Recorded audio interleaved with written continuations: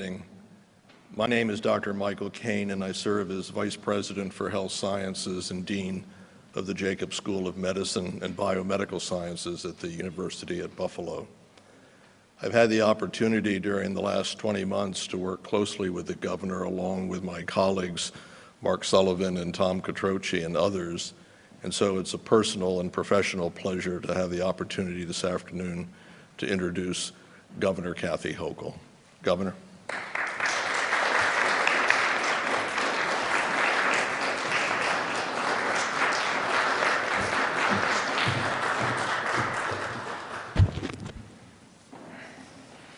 Good afternoon, Western New York.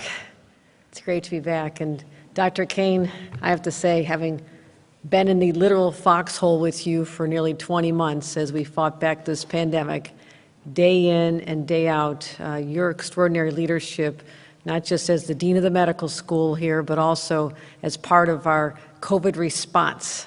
From the very beginning, you just gave us that sense of calm. You answered questions professionally. You let us know we were going to be okay, and that was a profound contribution you made to this community that I care so deeply about. So let's give another round of applause to Dr. Kane for everything he's done. Also, that was a big foxhole. I was in it with Mark Poloncarz too. We came through a lot together. That whole era of uncertainty, the numbers going up, the restrictions, the lifting of some restrictions, and concern about where we're going. It's been a long journey, but you and all your members, Gail Bursty and others at the Department of Health, I want to acknowledge all the tireless work you've done on behalf of the people of this county and your contributions elsewhere. So County Executive Mark Poloncarz is here as well. And someone who is conscripted into our battle, once again, that foxhole, that big foxhole, once we started talking about the vaccine hub and how we want to make sure that we are very equitable in our distribution and how we are going to deliver the vaccine to communities, particularly communities that have been hit so hard by this pandemic, and that's mostly the black and brown communities. I want to thank Reverend Mark Blue, the head of the NAACP, for his great contributions in this as well as Tom Catroci, who was on the vaccine hub, our president and CEO of ECMC, Mark Sullivan, president and CEO of Catholic Health, and they did an extraordinary job. And I wish I could say the job was over. It's not quite there yet. I'd love to be here to declare an end to this war, but the numbers do not allow us to say that just yet. Also want to recognize Dr. Greg Young from the Department of Health, who's been on the front lines with us every single day. Thank you for your contributions. I know Dr. Thomas Russo, who's becoming quite the authority and has been answering a lot of questions and has been a tremendous resource for me personally as I ask him questions about how we're going to combat this. And Candace Mopfins, I want to thank you for being the host here today, for welcoming us to the Delavan Grider Community Center. I will go through a presentation. We'll take some questions afterward, but I am concerned. I am here because I am personally deeply concerned about the rate of infection, not just here in Western New York, but we're seeing in the Finger Lakes and some other regions, and I'll go into the details, and then I'm going to send out a call to this community to help us change that dynamic now. We are heading into a vulnerable time. I want to make sure that we protect our kids in schools, keep our children safe, make sure people are safe in the workplace, safe when we gather for Thanksgiving. So I want to thank all of the individuals who are part of this. I also wanted to say we are seeing the spikes go up. We are seeing the numbers continue over 8% here in Western New York, and a lot of it's concentrated in our rural areas. We're very aware of that. There is a direct correlation between people being vaccinated and the infection rate. It's extraordinary to think where we were a year ago. We had no hope. We had no weapons in our arsenal to fight back against this deadly pandemic. We are talking about a vaccine, praying for a vaccine, hoping that it would finally come, and it did come. We were able to start vaccinating people in nursing homes and in congregate settings and our most vulnerable seniors. We finally felt we had some hope. And then through the spring, making sure that we had enough supply and making sure that we could get them out to people who, again, were vulnerable, but ultimately to other age groups and other populations. And all of a sudden, the supply was not a problem. It was creating the demand. We reached this turning point where there was plenty for people wanting to be vaccinated, but we just couldn't even get them out to enough people, and people started rejecting them. People were saying, I'm turning my back on this opportunity. They did not want to be vaccinated. That's why I believe we're having these numbers, we see these numbers here today. When you look at the numbers of positivity, the cases per 100,000, it's another way of looking at the numbers. It's a high number. We talked about these numbers when we were doing the control room meetings. None of us would have been satisfied with even half these numbers. And this is why we have such a high alarm here. We have over 5 regions that are above 50, over 50 per 100, and only one region that, last week there was only one. So in 1 week, we've gone from one region hitting those higher numbers to 5 of them. We also have hospitalizations. I loved it when the numbers were going low. You can see that number is starting to trend in the wrong direction. If it flatlines, that's one thing, but a week ago or a couple weeks ago, we had 206 hospitalizations in Western New York. Today we have 299. It's a lot of people. And the challenge we're facing, I speak to our healthcare leaders often, is that there's a lot of people in hospitals for other reasons as well. Many people put off necessary medical care during the pandemic. We shut down in order to create bed space. A lot of the elective surgeries were put off. A lot of people did not get their annual testing for the mammograms and other life-saving preventative measures and testing. All that went on hold. And as a result of that, people who may have been able to be taken care of at home or out of a doctor's office became very sick. So the combination of people sick with COVID, as well as the population that are taking up spaces because of the extraordinary circumstances I just spoke about, has really created a situation that is not sustainable. And here's our infection rates. I'm not happy about this at all. Infection rates are high. Our vaccination rates should be higher. I mean, there's no reason why we're not 100%. There's no reason. Children do not go into kindergarten unless they're vaccinated. There should be no fear associated with the vaccine. This is for children's safety. And we're starting to see the numbers up somewhat, but again, there's no reason. There's plenty of supply. We've created a network working with our local counties, with our doctors' offices, with our pharmacies, health providers.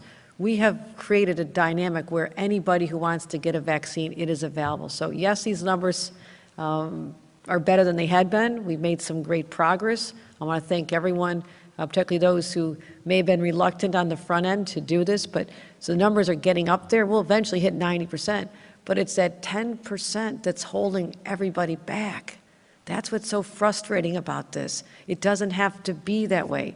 And now we have, been working for months and months to get the children for 12 to 17. The county executive just spoke about this. The highest number, or the category of ages of people getting the virus are the younger people now. They're not immune for this. There was talk a year ago that it wasn't really going to hit the younger kids. It was all about senior citizens, older people who are sick. That theory has been blown out of the water. Look at what we're having, the number of cases regarding young people now. Breakthroughs. This is very troubling.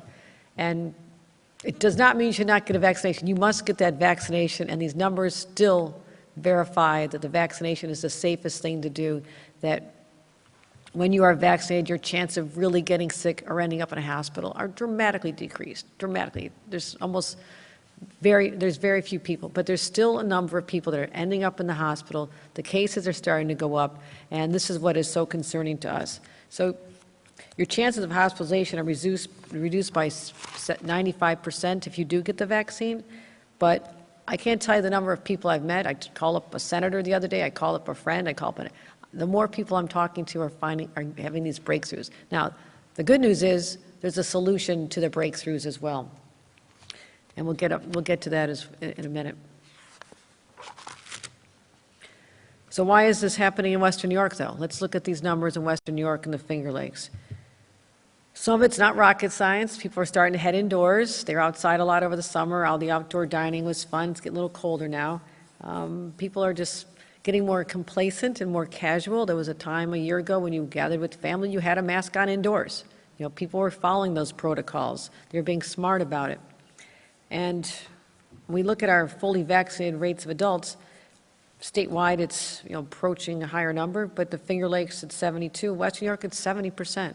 That's where the problem's lying, my friends. That's where the problem is right there. You can zero on that and say that is why we have such a high infection rate compared to other areas as well. And so we're even starting to see breakthrough cases with older people. They are very vulnerable if they get the breakthrough, and we have to make sure that they're protected as well. So we're approaching the holidays. What are our options? We have to fix it. We have to fix this. And I want to celebrate Thanksgiving safely. I want to know that when we get together, that we're not going to get one of our loved ones sick. We all went through this anxiety a year ago. We thought that was the last time. We declared by this time next year, I'm sure we'll be fine, we'll have that vaccine. And because there are still holdouts, we cannot declare that it's going to be completely safe. So how do you get rid of this pandemic? It is so simple. It is so simple. Get more people vaccinated and get the booster if you haven't had it. Wear a mask indoors, maintain the distance, and I know this is so frustrating because no one wants to hear this again, but we really should be avoiding large gatherings in indoor spaces. So let me talk about boosters, because there's been a lot of confusion about this and who's eligible for a booster. If you look at the numbers, we can look at the breakdown. There's room for improvement there. We definitely have the capacity, we have the infrastructure in place, and we have to make sure that more people are getting the boosters. Our seniors are vulnerable because their vaccine that they had, some of them just a little over a year ago, many of them were vaccinated in December and January, starting to wane. The efficiency of this is starting to wane. We saw that, we know that. So the way we can get it, we know that 47% of people 65 and older had a booster, 47% above 65. That's the population that's going to get sick and end up in the hospital. We have to make sure that they're getting boosters. Let's get those booster numbers up. We're going to continue working with our local health care facilities, make boosters available. This is what the state is committing to do. If our counties need help, we're there for them. I've said this all along. I will be there to make sure that you have the resources you need to have boosters available in any place that seniors gather. I want to see them available at senior centers. We're going to be having them even at this facility right here in a couple more days. We're going to have those available for children and for boosters. And if we can protect people with the boosters, we'll be better off. Now, I just talked about people over 65. That's what the rule is, right? Here's the news flash. We live in a high transmission area. This part of the state is a high transmission area. Therefore, there is risk associated with living in a high transmission area. Anyone who lives in these areas and feels risk, that they're at risk of catching this virus, they should go get a booster. I want to be clear about that. You live in a high transmission area, there is risk. If you personally feel that risk, and it'd be hard to imagine anybody who doesn't, because you're among people, you're at work, sometimes in public transportation, you should be getting a booster shot now. I want to be crystal clear on that. Everybody clear on that? You got the message. Get the booster. It has to be a 3-shot if you've had the Pfizer or Moderna. It has to be a 2-shot. You have to get the extra like I did and Reverend Blue did. We got the Johnson & Johnson, then we had the Moderna booster. This is how we get out of this, and thank God we have this available to us. There's plenty of supply. We'll get this out. That's how we're going to get through these holidays safely. And there's no reason not to. No reason not to. So if you have any questions about that, you can talk to your healthcare providers. We want to make sure that we're working with our local leaders. I want to commend County Executive Mark Polenkars and County Executive Adam Bello over in Monroe County. They spoke about this very clearly. And they spoke about, what will happen if the numbers don't go down. I wanted to be able to come here and declare this is over. The last thing I want to do is have to talk about more protocols that will be needed in place. So I'm giving everybody a chance. I'm getting the word out, saying this is reaching a situation that is untenable. The numbers are far too high. We have the answers.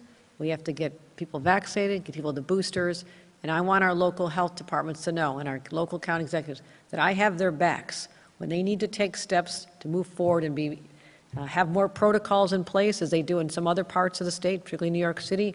I will have your backs on this. I will support you, and I'll give you the resources that you need to make it happen. So Let's get more shots in arms. Let's have more measures in place for social distancing and masking. And let's just talk about getting through this. Let's get through this. And it's all about working with the local leadership, because I know they're the ones who live and breathe this more than anyone. I'd love to be able to get through this winter with no more spikes. Everyone's tired of the masks. I thought I'd be able at this point be able to talk about removing masks in schools, but if there's no progress, we're going to have stricter measures. Talking about schools briefly. We do now allow children to remove masks during outdoor recess, outdoor gym, and while eating and drinking. There's a lot of controversy about when kids can take off masks. That is currently the protocols in the state. Children who are outdoors, recess, outdoor gym class, while eating and drinking. And while they're unmasked, they really should stay as close to 6 feet apart as possible.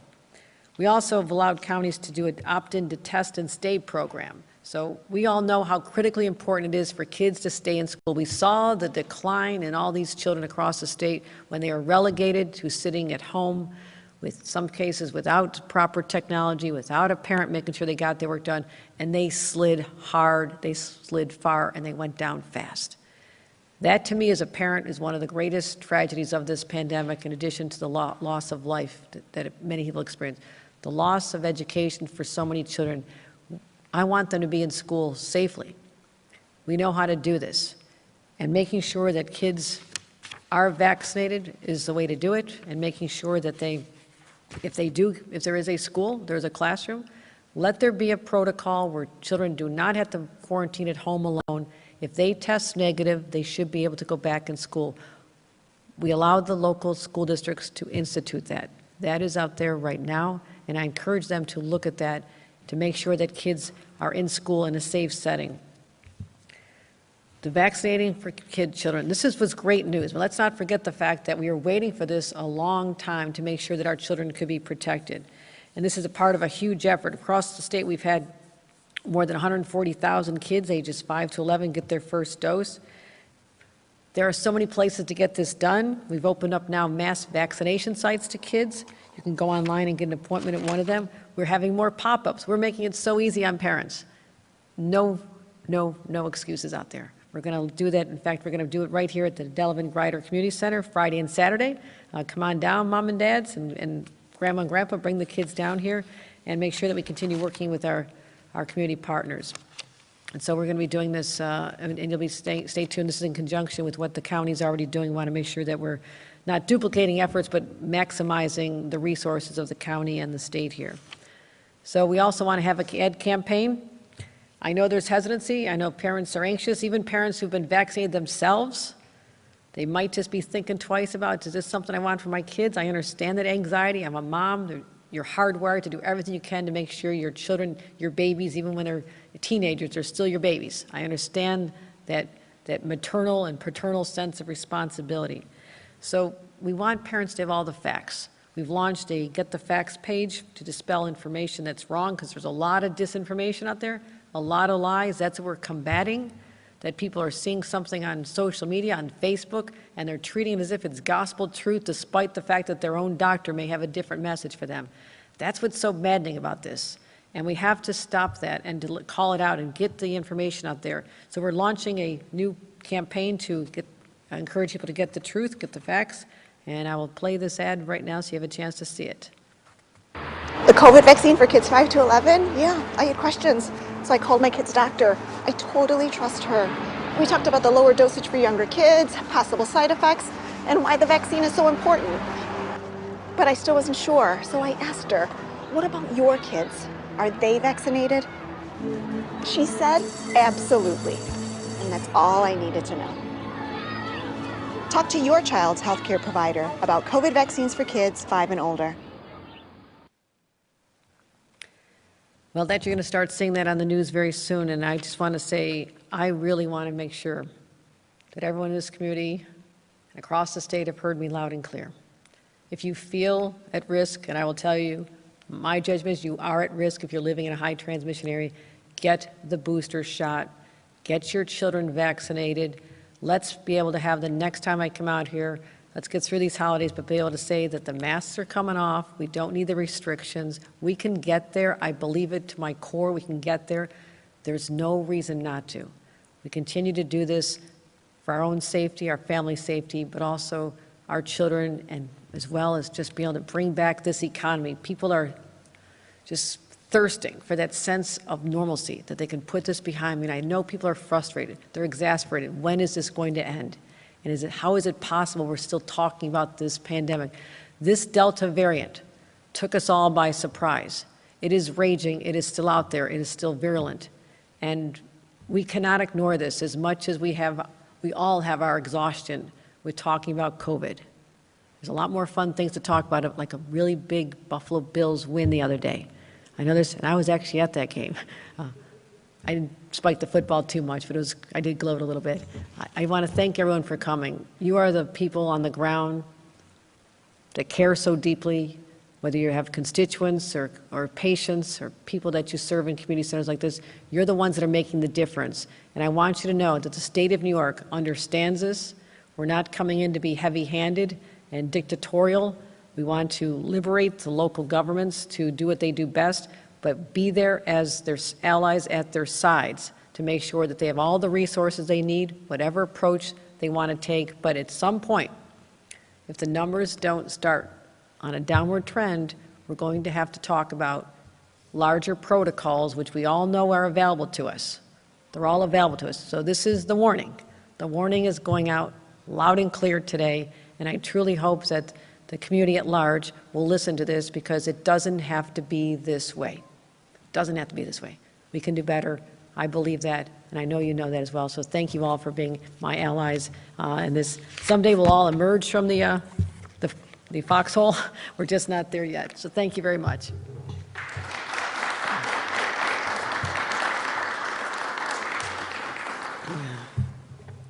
Mark Poloncarz, I believe you're on deck.